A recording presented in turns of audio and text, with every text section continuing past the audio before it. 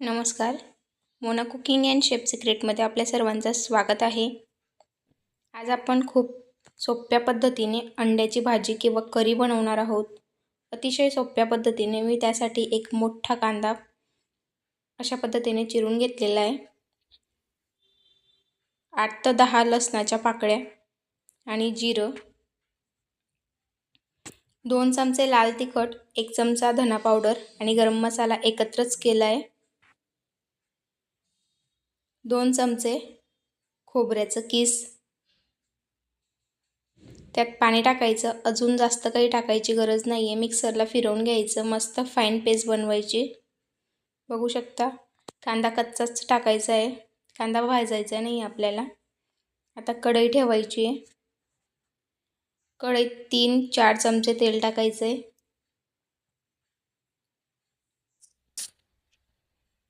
छान तेल तापल्यावर आपण जी पेस्ट बनवली ती त्याच्यात टाकून द्यायची.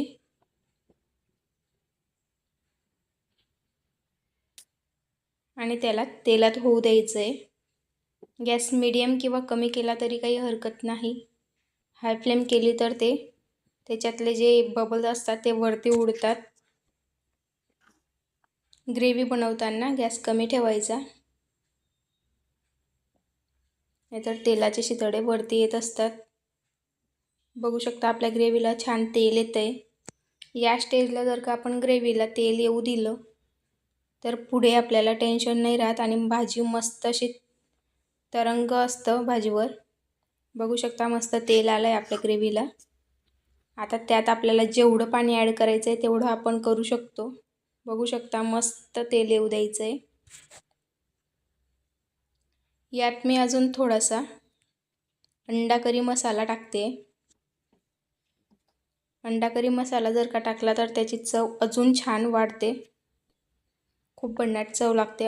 जी भाजी आपण बनवते त्याचा मसाला त्याच्यात टाकायचा. अजून मस्त त्याला थोडंसं परतून घ्यायचं आहे आपल्याला ग्रेव्हीला. पुन्हा एकदा थोडंसं तेल येऊ द्यायचं आहे. बघू शकता छान तेल आलं आहे. फक्त ग्रेव्ही बनायलाच वेळ लागतो, भाजी बनायला जास्त वेळ लागत नाही. ग्रेव्ही झाली की 10 मिनटात पुढची भाजी होऊन जाते. खूप सोपी रेसिपी आहे. बघू शकता किती छान कलर आला आहे आपल्या ग्रेव्हीला.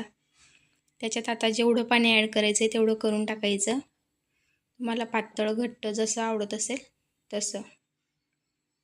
हॉटेल स्टाईलमध्ये थोडंसं घट्ट ठेवायचं, नाहीतर घरी कालामडून खाणारे असतील तर पातळ बनवायचं.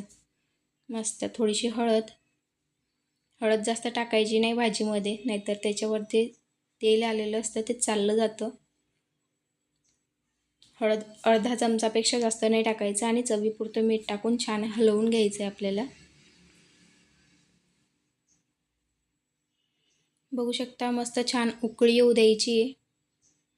अशा पद्धतीने उकळी आली की मगच त्याच्यात अंडे फोडून टाकायचे आपल्याला.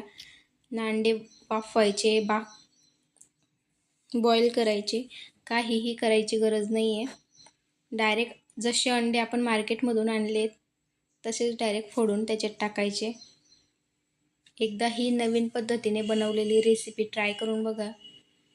आवडली तर कमेंटमध्ये मला नक्की कळवा.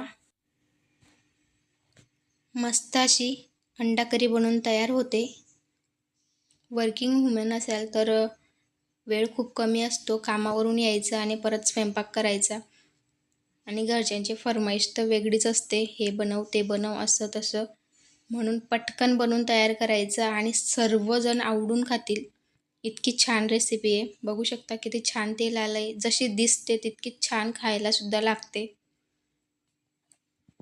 फक्त आपल्याला अंडी टाकल्यानंतर 10 मिनटं त्याला छान उकळी येऊ द्यायची आहे किंवा उकडू द्यायचं आहे,